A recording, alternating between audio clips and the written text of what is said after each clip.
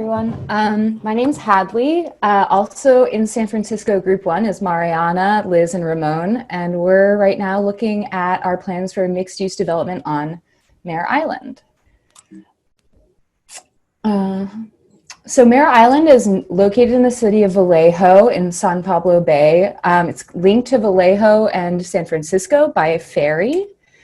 It's been home to a U.S. naval base since the 19th century. It was the first naval base on the West Coast, the first dry dock on the West Coast, and I thought this was kind of interesting. Also the first golf course west of the Mississippi, all in the 19th century. And so it was steadily built up through World War II, and then the naval base was closed in 1999. And since then, the city of Vallejo has been working with through private-public partnership to redevelop the land. So in 1999, they, working through the community, published a specific plan, which was updated in 2007. So in the specific plan, the community highlighted the need to replace jobs lost when the naval base shut down. There's also a VA hospital there, so it was a real center of employment. But they also really wanted to preserve the historical buildings, some of which date back to the 19th century, as well as the natural resources on the island, which includes a wetland and obviously the coastline. So they highlighted the need to balance industrial, commercial, residential, cultural, and recreational uses on the island. So today, the development style is a mix of historical and contemporary. Like I mentioned, there's a number of historical buildings dating as far back as the 1800s, as well as a number of more modern industrial buildings and single-family developments. There's a private college, a mixture of industrial businesses, but there's also some new sort of more consumer-type businesses. Brewery, winery, distillery have all opened up in the, since 1999. And of course, there's still a golf course, as well as a state park and wildlife preserve. So our site is located adjacent to the ferry terminal. It's in the industrial area, which has been zoned in the redevelopment plan for mixed use, so a mixture of commercial and residential. It's also adjacent to the industrial, both the industrial core and the historical core. So we really wanted our development to be tied into the existing fabric of Mare Island, but also be highly walkable because of its proximity to the ferry. We wanted people to be either traveling into San Francisco for work or for pleasure, or coming to our development to check it out, to view the amenities. But either way, we wanted people to be able to walk or bike. So that was really important to us. We also wanted to enhance the experience of the outdoors, given the natural splendors of Mare Island, and how the community had highlighted that. So we wanted to basically construct a built environment that complemented the natural environment rather than detracting from it.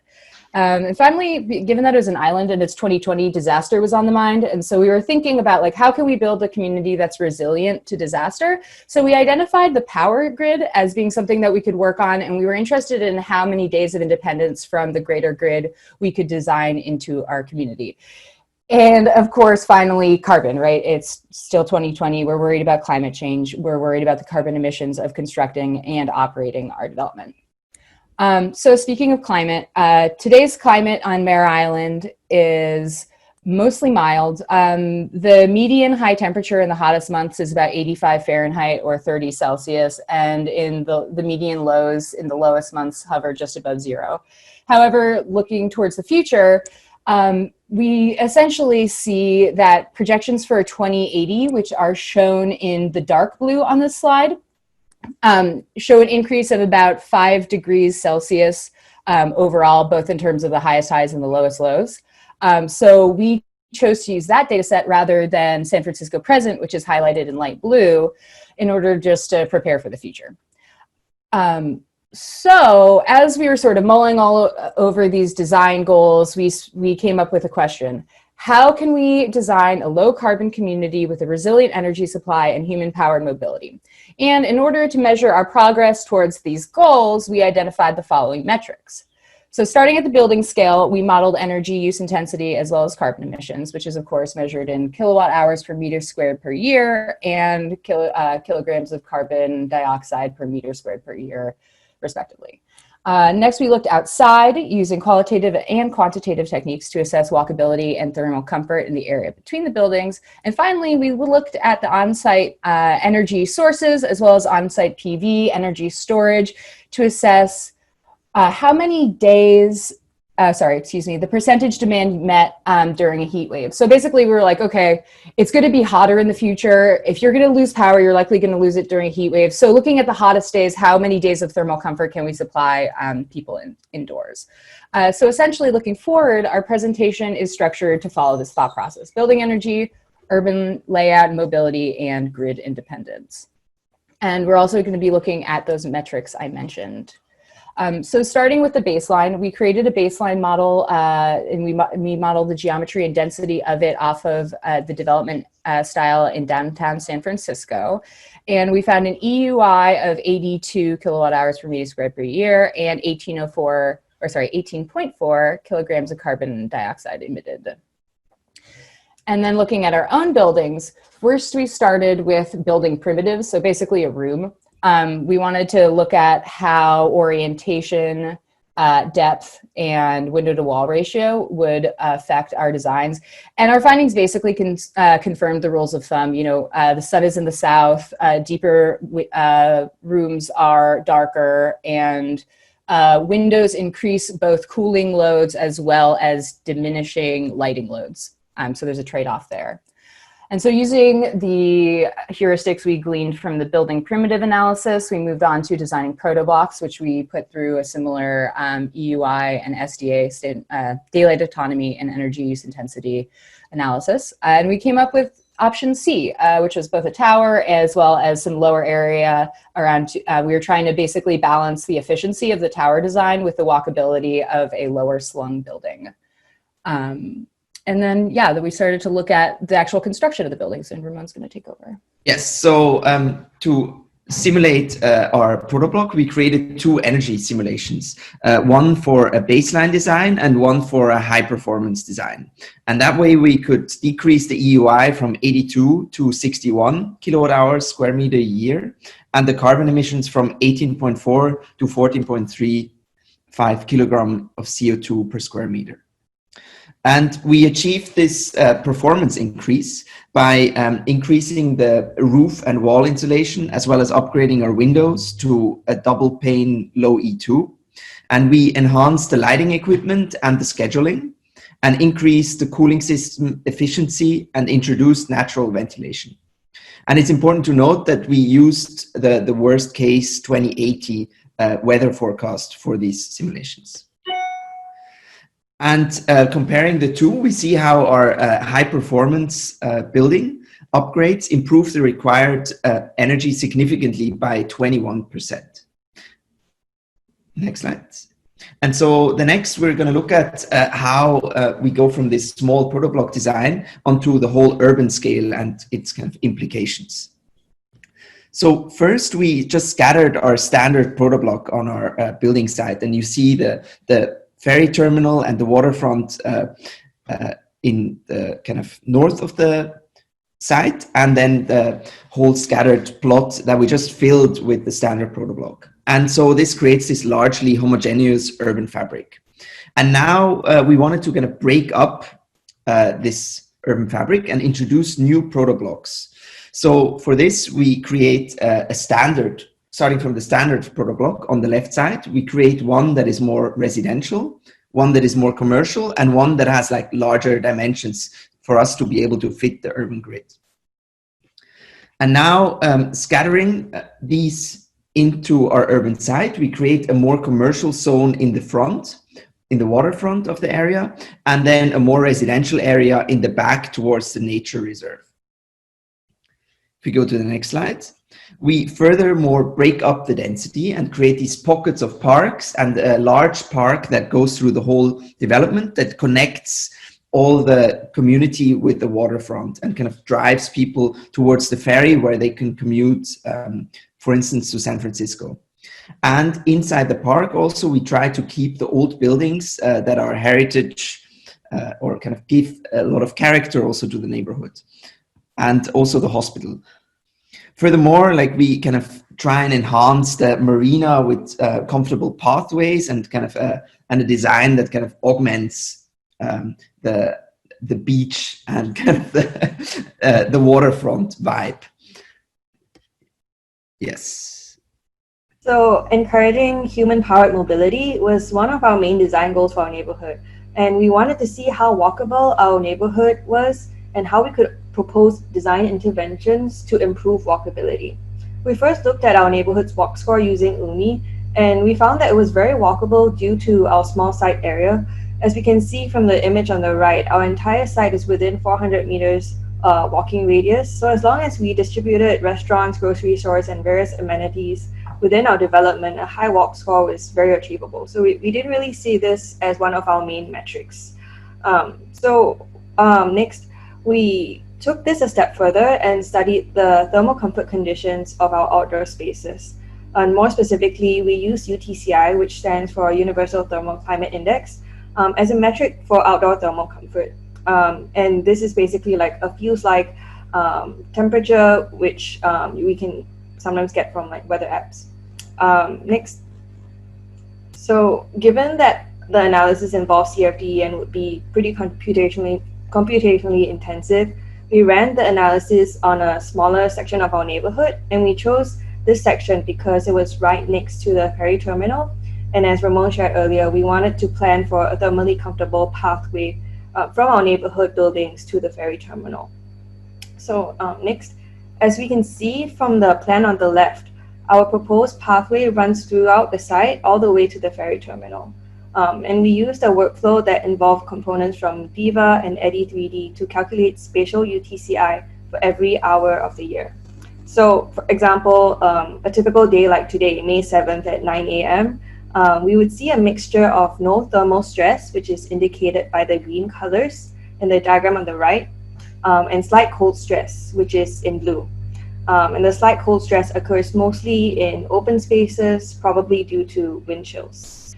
Next, we summarize the UTCI results for 9 a.m. on each day of the year by seeing how often each point in space is considered thermally comfortable, which means no thermal stress. And we found that large open spaces were generally less comfortable, and that along our proposed pathway, so we determined that for a given day at 9 a.m., if at least 70% of the entire path is considered thermally comfortable, we would consider the path comfortable for that day. So without implementing any shade at all, our pathway is comfortable for 55% of the year. So next, we tried to increase the density of our site to see if the annual comfort hours would improve, and hence whether our pathway would be more comfortable for more days of the year. Indeed, we saw that spatially more points were often thermally comfortable during the year. However, the effect on our pathway was actually negative, and some portions of our pathway had an increase in comfortable hours while others didn't. So we decided let's just keep the large park layout that we had earlier. And with that, next we proceeded to implement a covered walkway to provide shading and wind protection.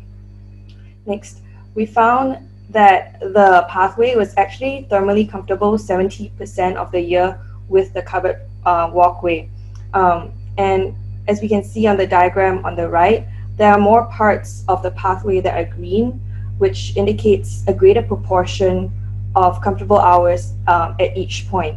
So so with this pathway, we see that actually when we add the pathway, we see a 54-day increase in thermally comfortable days. So we feel like our design intervention did succeed in increasing thermal comfort, and we hope that this encourages more people to walk and engage in a carbon-free form of transportation in Mare Island.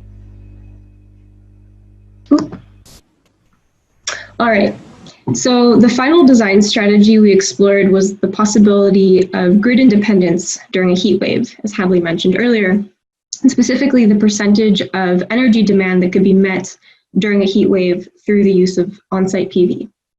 So to model a heat wave, we looked at measured weather data from the last 2 weeks of July 2006, which in Northern California was considered a severe heat wave and had significant power outages.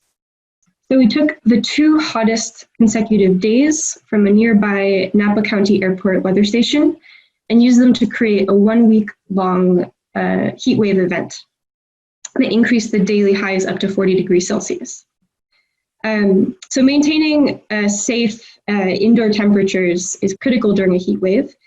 So for our design, we considered the energy demands required to maintain indoor temperatures below 27 degrees Celsius.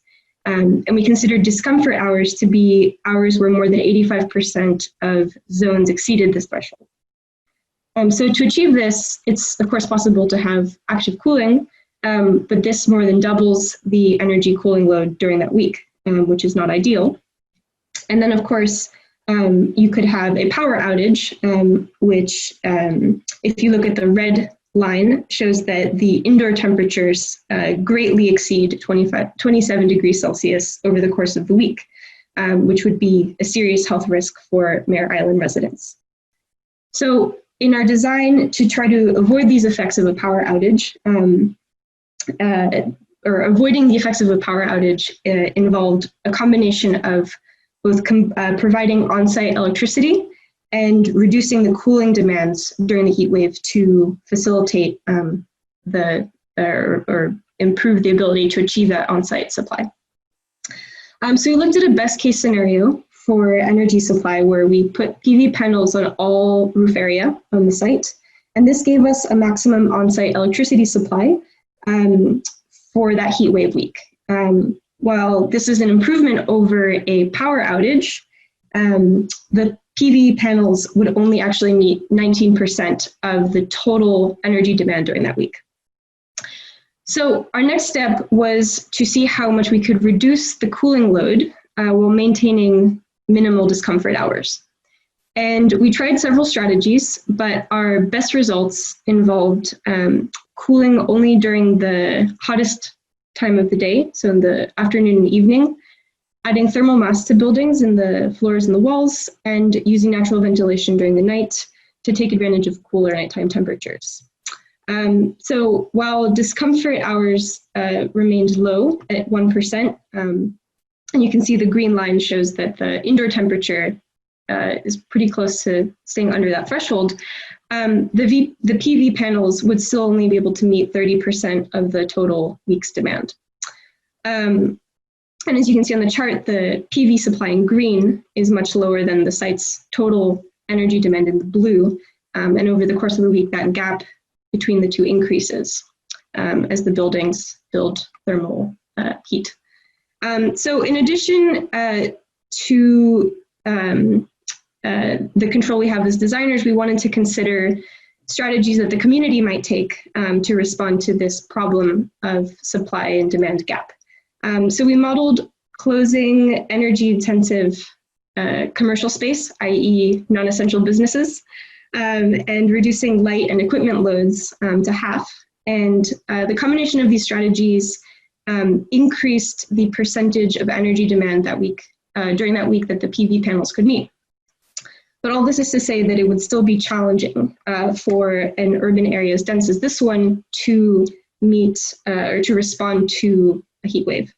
However, 7-day power outages are pretty uncommon. It's a long time for it to have a power outage. So if we look at a 2-day power outage, which is still pretty conservative, but more reasonable, through a combination of our design strategies and the community response strategies, the PV panels on the site would be able to meet the energy demands during a heat wave.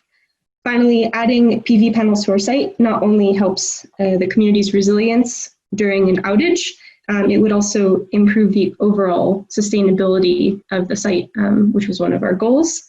Specifically, as we saw kind of in a parallel analysis, reducing the carbon emission, it would reduce the carbon emissions of the site's energy supply. So in conclusion, the combination of our building master plans and energy strategies would enable a sustainable Mare Island with low energy demand, low carbon emissions, and a high potential for energy resilience. And finally, through our design strategies and architectural interventions, Mare Island would be a vibrant and welcoming community for encouraging human-powered mobility. Thank you.